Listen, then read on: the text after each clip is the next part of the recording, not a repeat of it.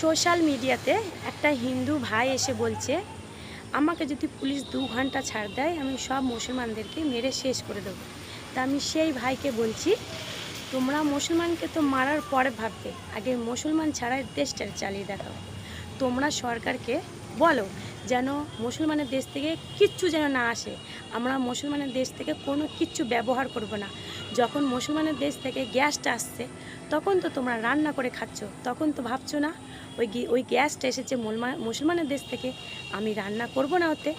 হ্যাঁ, যখন মুসলমানের দেশ থেকে ওই তেলটা আসছে তোমরা গাড়িতে ভরে পাই পাই করে ঘুরে বেড়াচ্ছ, তখন তো তোমাদের মনে পড়ছে না আমি ওই তেলটা গাড়িতে ভরবো না, ব্যবহার করব না, ওই তেলটা মুসলমানের দেশ থেকে এসেছে।